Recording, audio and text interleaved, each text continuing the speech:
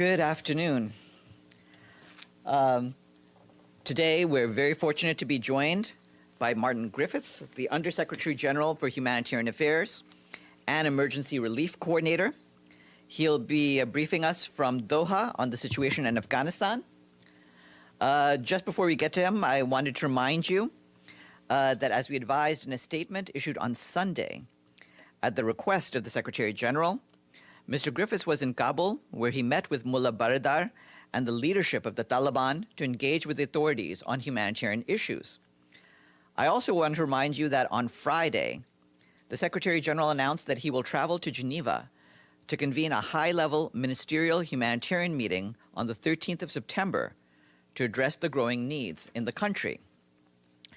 And over the weekend, on Sunday, the Secretary General spoke to the Vice Premier of Qatar, Mohammed bin Abdulrahman Al Thani.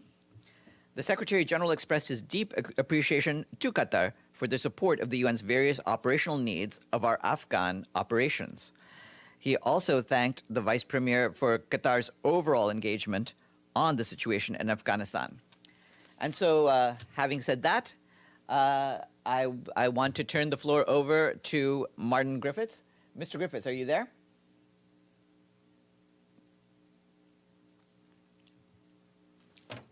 Hold on one second.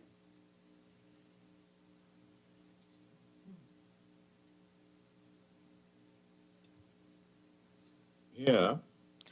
Okay, great. Mr. Griffiths, we're very pleased to have you over. Me? Yeah. Oh, wait. Okay, great. Thanks, Farhad. Thanks a lot. Sorry, we're grappling with technology over here. Okay. Thank you for your intro. If I could make a few initial remarks before taking a few questions, Farhad, is that okay? That would be great. Thanks. Thanks a lot. Yes. So as you were saying. Hold on. Our video colleagues, if you can please put Mr. Griffiths' face on the central screen. I can see you on one of the side screens, but so we are getting video from you, but I just want them to put it up so that all the people who are covering this will see you. Just 1 second. Okay, no problem.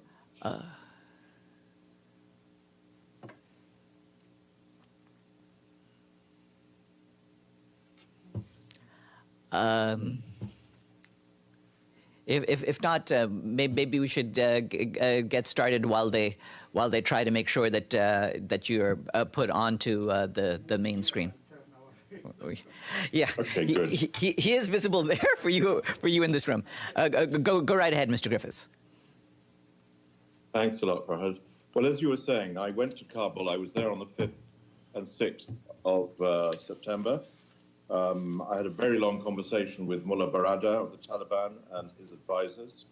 And my message to him was actually rather simple. I said, we need to work together for a reason. Thanks. Because we need to deliver the humanitarian assistance the people of Afghanistan urgently need. And I will seek to explain some of that a little bit later. You really need to understand us, I said, and of course we need to understand you. So I set out to the Taliban very clearly what humanitarian agencies around the world, in every country, need to operate anywhere in the world. And they need the following things. They need independence of assessment, delivery, and monitoring of assistance. We need security and safety of national and international humanitarian workers, both male and female, and of their families. They need freedom to hire whoever is needed without interference, men or women, goes without saying, guarantees that humanitarian facilities will not be occupied or used for military purposes, and that our staff will have access to reach the people in need wherever they are. I also discussed with him and his advisors our values and principles and the fundamental requirement for the freedom for women and girls for movement, for work, for education, and for their rights in general to be a full part of the society. Now, he agreed to this, although he did add that the rights of people in Afghanistan were subculture and religion of Afghanistan, and clearly this is an area that needs quite a bit further work, to say the least. I'd spoken, in fact, to some senior Afghan women before I'd had taken their advice as to how to approach this last issue. And they said you have to be very clear with Taliban. You have to welcome the statements that they have made on the issue of women and girls and talk about how we can turn that into reality. I remember, in fact, personally, if I was having to deal with this 23 years ago, 1998, when I was sent by OCHA, by Sergio Vera de Mello, to negotiate with the Taliban, then in power. We had similar issues, and we were unable, frankly, to get it to work in the way that we needed. But the movement we face here today, as many, many other people have told me, is not the movement that we saw then. It's linked, and it certainly has links in ideology, but it's different to one then, and it's suddenly gained power at a very early stage. And one senior leader of the movement said to us, we need guidance. We need guidance, and to be sure, we will provide guidance. I want to talk finally briefly about humanitarian needs, and I know there's been a lot of media on this today, but here are some facts. Nearly half of the population are in need of humanitarian assistance. 18 million people, generally speaking, need some kind of humanitarian protection assistance. 14 million need food, 9 million need access to water, 600,000 have been internally displaced this year alone, and 5 million people remain displaced from previous years. Now, the Secretary General will launch an appeal on Monday, the 13th of September in Geneva. The flash appeal, which has been put together by the agencies and OCHA, for about $606 million for a 4-month period. That covers the existing humanitarian needs and an updated assessment. And it will cover food, medicines, healthcare, protection, and obviously the safety of staff. So, for example, treatment for acute malnutrition for more than 1 million children, critical food and livelihoods for nearly 11 million people, a care for children and survivors of gender-based violence for 1.5 million people. Now, I've been recently in Ethiopia, in Syria, and now in Afghanistan, and I can tell you, this is no surprise to you, these figures are as worrying, alarming, and fearful as anywhere else. And we know from, again, commentary today, and I saw it very clearly in Kabul, there's also a risk to the basic services of people. There's a lack of liquidity. There is a threat to the economy of that country, which makes the need for humanitarian assistance urgent. I've just come from a meeting with Secretary Blinken here in Doha, in which he confirmed U.S. support for humanitarian assistance. And that's why I think the Secretary General's appeal on Monday in Geneva is of such importance. Thank you, Farhad. Thanks very much, Mr. Griffiths. And we'll now turn over the floor to people for questions. Please identify yourself once you're called on. We'll go first with Abdul Hamid, and then after that with Philippe. Thank you so much, Mr. Griffiths. This is Abdul Hamid Sayam from the Arabic daily Al-Quds Al-Arabi. I hope you're hearing me well. My question, Mr. Griffiths. Can you use the microphone? Oh, sorry.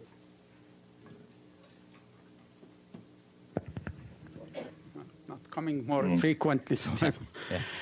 Mr. Griffith, this is Abdul Hamid Sayam from the Arabic daily Al-Quds Al-Arabi. I have two questions. First, about the Qatari aerial bridge from Doha to Kabul. Are these humanitarian materials going into Kabul from Qatar government or from the humanitarian UN agencies and other humanitarian groups?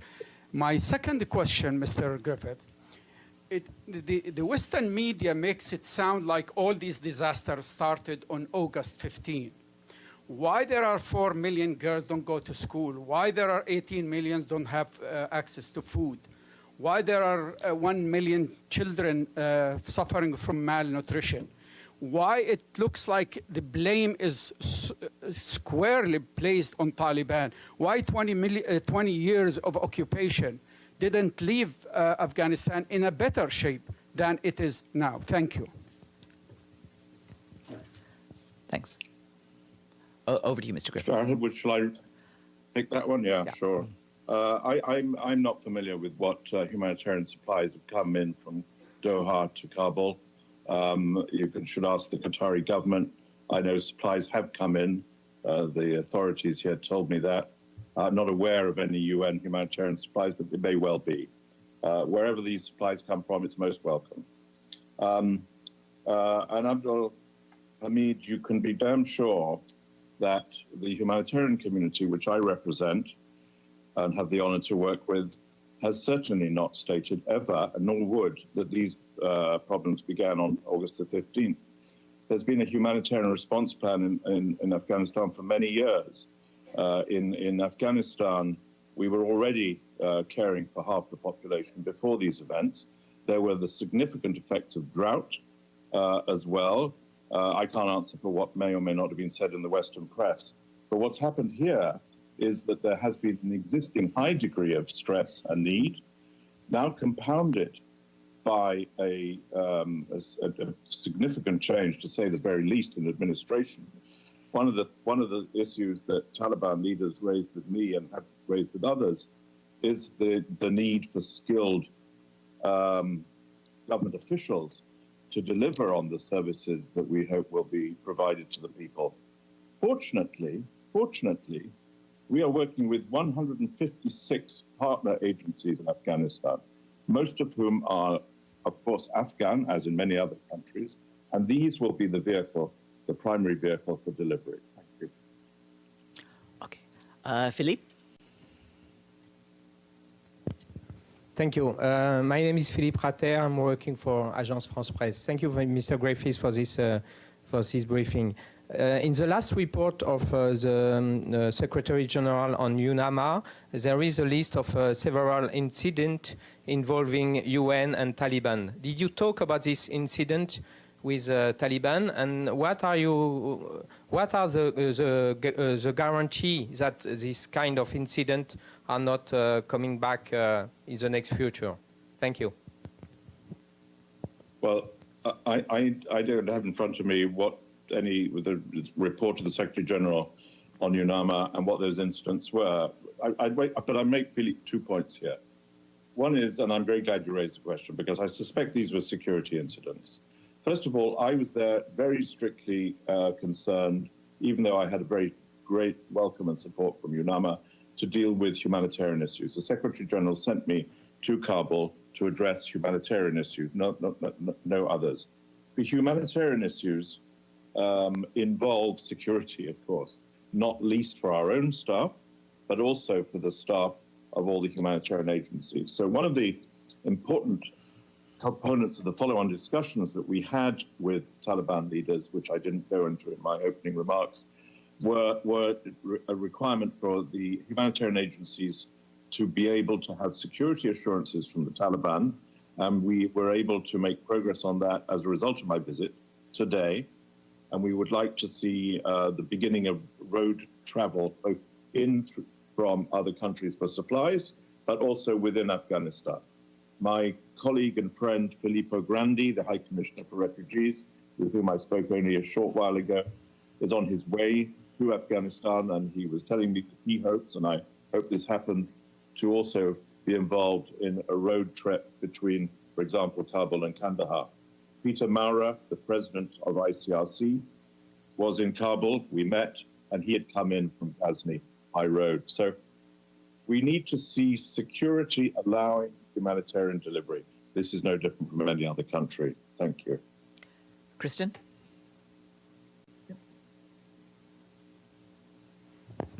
Thank you. Kristen Salumi from Al Jazeera English. You received assurances from the Taliban that women would, humanitarian workers would have unimpeded access, that they would be able to move freely. We've seen certainly on social media examples of women protesters being stopped and prevented from protesting. We've just had the announcement of a new government that does not include any women. Are humanitarian workers being allowed to come and go, the women in Afghanistan right now? Are they living up to that promise so far? What are your concerns, and what is your reaction when you see evidence that women are being prevented from doing their jobs or expressing themselves in the country? Thanks. Thank you, Kirsten. Well, it's only 2 days since the promises were made to me, so I think it's a bit soon to see those promises filter through. By the way, we're also working with the Taliban to get those promises, oral assurances, to be put into print so that we get them written and so that we can actually use written commitments around the country. But to your main point, many of the humanitarian agencies I met, particularly the NGOs, talked to me about the very different experiences across different parts of the country. In some, women are certainly being restricted and not allowed to have freedom of movement or to work, to move, and this is unacceptable, of course. And you asked me my reaction. My reaction is to have lobbied against that. In some other parts, there has been a better practice. What we need to do is to try to work with the Taliban authorities, locally as well as now in Kabul with this new administration, to try to make that practice consistent. One of the worries we have, and we talked to the Taliban leaders about this, is that they have suddenly arrived in power. Now, as of half an hour ago, we have an administration. But what I don't think we have yet is an administration with consistent authority across Afghanistan and the reach to be able to do it. So we have inconsistent patterns across Afghanistan. That's going to be something that we have to grapple with. Humanitarians have to work all over the country, obviously, but we want a consistency of implementation of the promises made to us. We are looking now at ways in which we can monitor this and work to try to make it happen and improve it as we go forward. Thank you. Ibtisam?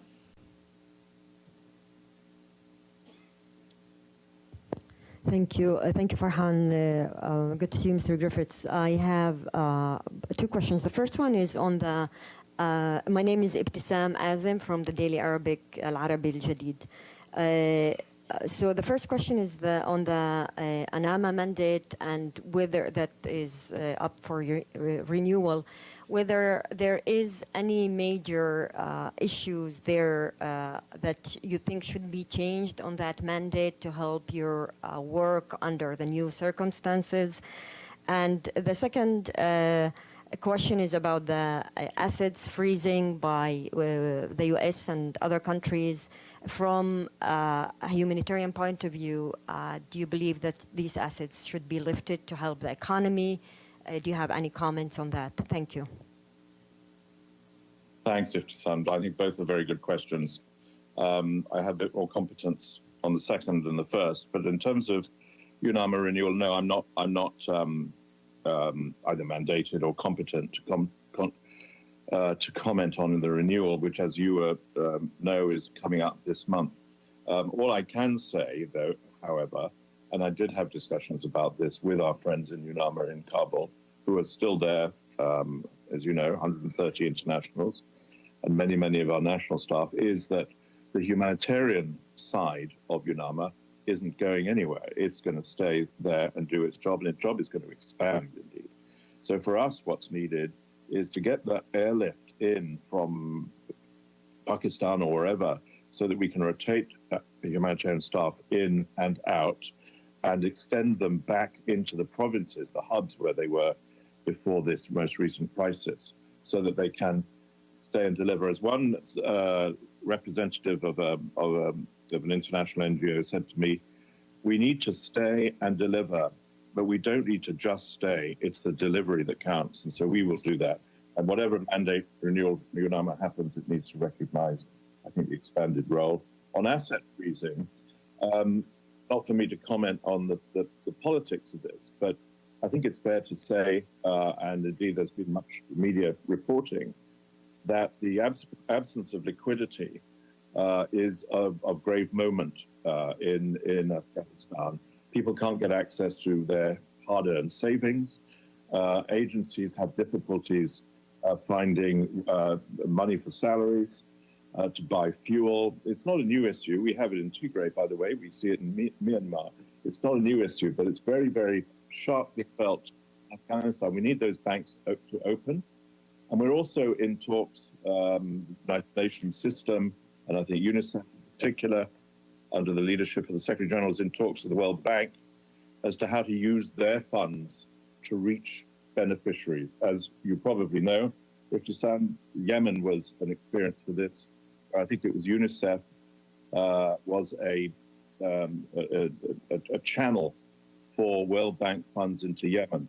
And I hope we can see that replicated in Afghanistan. Thank you. Thanks. Benno? Thank you. It's Benno Schwinghammer with the German press agency DPA. Thank you for this briefing. You talked already about the reassurances that Mullah Baradar gave you. Now, today, there was announced a shift in the leadership of the Taliban, and he is not like the leading figure anymore. Do you think that this might change any of the reassurances given to you? Well, no, I don't. Well, we'll see. I guess it's the safe answer to that is we'll see. We are in touch pretty well continuously now, not just us, but I mean our colleagues in Kabul, with his advisors who were there at that meeting that was featured on camera. So we're in touch with him. We're in touch with his advisors. He said, when I asked him a similar question that you asked me, when I asked him that similar question on Monday, I said, we need to be able to engage with the Taliban, both at the top political level, but also at the technical level, the heads of health, education, water supply ministries. He said, well, we need to wait for the government to be formed. Well, that government has now been formed. We know who we're going to have to deal with. Mullah Baradar has a very senior role in that government. As you know, Benna, I think he's number 2 in that government. I don't think he's going away. And more importantly, perhaps, and I'm sure you know this, the Taliban has a reputation, and he in particular has a reputation, for consensus and consultation in order to make decisions. And that's why we were reassured when he, in that meeting, for example, included his advisors to make points. And he has consulted, of course, widely with us on the issues that we spoke about. And that wasn't the only meeting we had. We also had meetings with other parts of the movement who spoke very, very similarly about these issues. And by the way, very frankly, much more frankly than in my experience, and I've been working with the Taliban for 20 years, and I'm not saying it's going to be easy. It's not going to be easy. It's going to be difficult. But they are very well aware that they suddenly found themselves in possession of a country which needs the most urgent help possible throughout its people.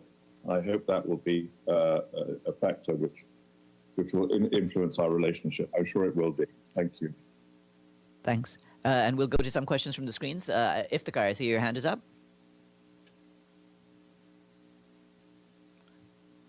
Thank you, Farhan. Mr. Griffiths, sir, you said that you were told that the Taliban leadership you met in Kabul is different from the one you interacted with previously. But as a veteran diplomat and statesman, what impressions have you come back from? Do you perceive or detect a change in their attitude? Iftikhar, thank you very much. Nobody's ever accused me of being a statesman, so this is really a first. And I must say, being accused of being a diplomat, I think is an insult I can do without. So thank you very much for those 2 labels. I think, look, I was there for 2 days. I'm not competent to deliver anything but perhaps first judgments. But what was very interesting to me was I had meetings with a lot of diplomats, including from your country, who, as you know, have an embassy in Kabul. But I'm talking to others, including, of course, the Qatari authorities who kindly helped me to get in and out of Afghanistan. And they all said very similar things. And they said essentially this. First of all, the Taliban, of course, they have been around for rather longer than they had been around when I first met them in 1998. Secondly, they are painfully aware of the need for international engagement. Indeed, they would, of course, like recognition at some point. That's not for me to get involved in.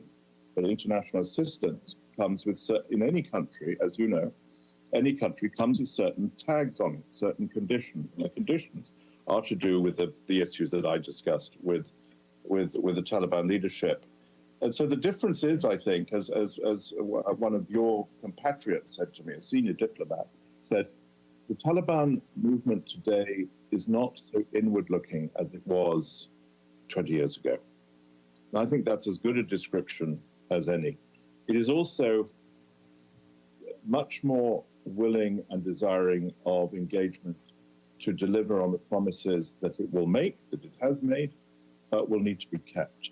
And the challenge, really, if I may sum it up, is not only these promises, but it's the process of the next many months when the people of Afghanistan will be learning to live with their new rulers, and so will we.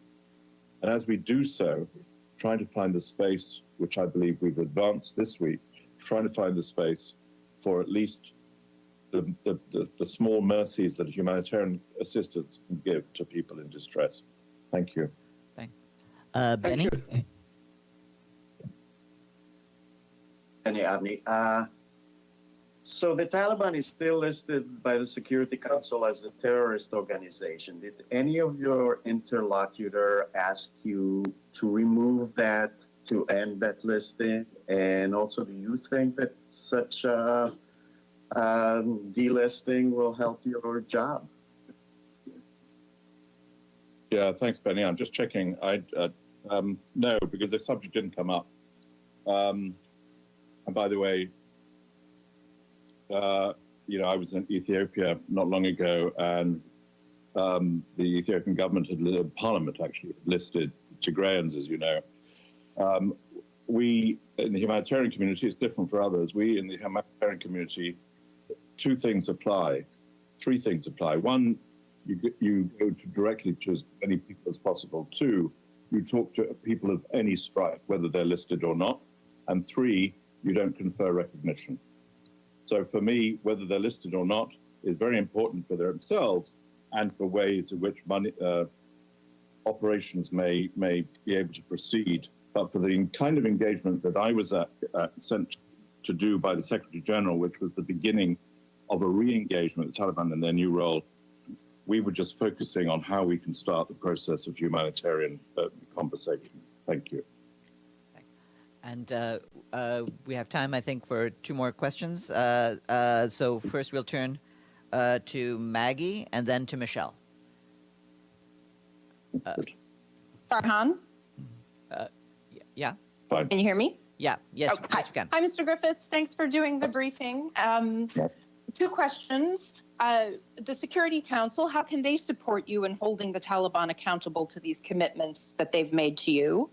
And secondly, on Kabul airport, which is such an important lifeline to the country, did you discuss it with the leadership? And, are they capable of operating it? Did they tell you when it will reopen? Did they ask for any assistance from the UN? Thank you. Good questions, Maggie. You've obviously been reading my mail. I think on the council, we do actually have some ideas, but I'd rather have the opportunity to discuss them with colleagues in the UN and obviously particularly the Secretary General before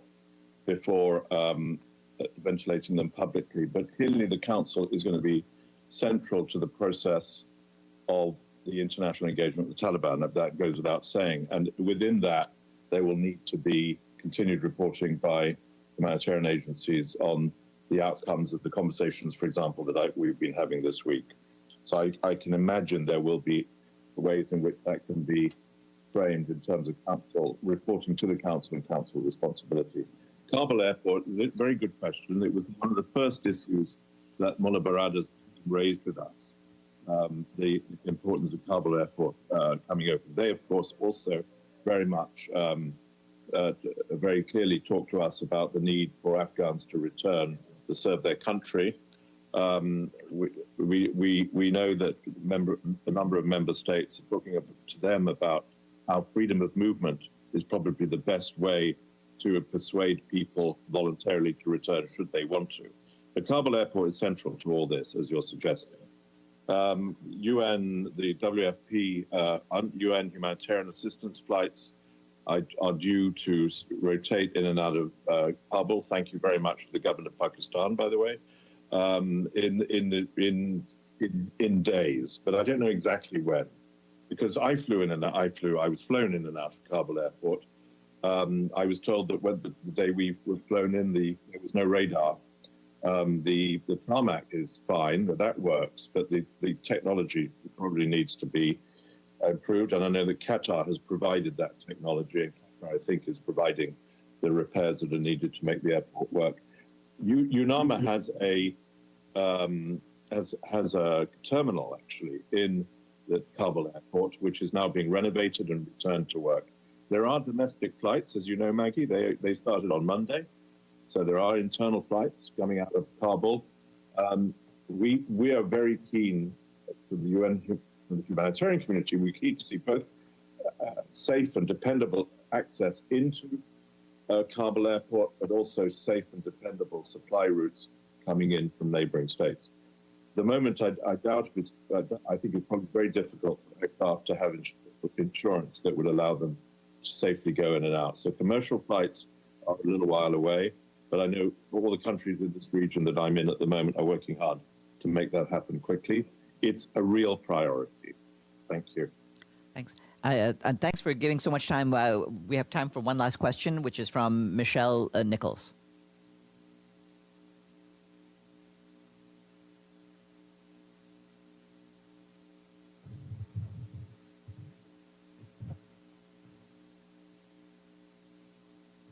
Hello, Mr. Griffiths. Hello. Hi. Hi, sorry, Michelle Nichols from Reuters. Just two quick follow-up questions, really, to all the great questions my colleagues have asked. When you spoke with Secretary Blinken, did he give you any indication of how generous the United States might be on Monday to the flash appeal? And given that a number of the members of this new government are listed not only by the UN but also by the US, which has its sort of far-reaching sanctions, what can you say to assure international donors that their money won't be going to the Taliban? Thanks. Okay. No, I didn't. I think I must have not had the nerve to ask about the generosity of the United States for the flash appeal. We talked about it, to be serious about this. We talked about it. Secretary Blinken raised it with me. He specifically said how welcome it was that the Secretary General has taken the lead in making this appeal happen. It's been he over this past 2 weeks who was pushing us all to do that, and indeed pushing me to go to Kabul. So I don't know what the level of pledges is going to be by the US or other governments. We know the US is a hugely generous donor. I'm sure they will be. On your second point, however, Afghanistan is not the only place in which humanitarian delivery is not through host authorities, but through agencies, direct delivery, if I could crudely put it like that way. It's a complicated issue, however, because as I have seen in my journeys through Syria just a week before, is that for humanitarian assistance not to have any contact with official government structures, it's very difficult to establish, maintain, and improve basic services. But I think at the moment there is no question, and we discussed this when we were in Kabul with agencies, that the money that's given is going to go straight to the people in need through humanitarian agencies. Those 156 partners I mentioned, who I think know very well how to do it. And I'd like to end, Farhad, in this regard by quoting a very senior Afghan woman activist who I met here in Doha on the way into Afghanistan, who said that perhaps the best thing you could do, she said to me, through an appeal, is to refund and resource national organizations and civil society where women are very active, and that would be a direct way to get women back to their rights. And of course, as I said at the outset, Mullah Baradar and his advisors specifically confirmed their support for one of those operating principles of humanitarian agencies, which is that men and women should work freely in them as recruited by their employers. So let's hope this works. Let's hope we see this all in writing, and then let's hope we see it done with all the difficulties that we're bound to face together in the future in Afghanistan itself so that the people can move back from the distress that they are in at the moment. I thank you very much, all of you, and Farhad. Thanks very much, Mr. Griffiths, and thank you for graciously donating so much of your time for this, and I wish you safe travels. Thank you so much. Thanks very much. And for those of you in this room, we'll now turn to the other part of our briefing.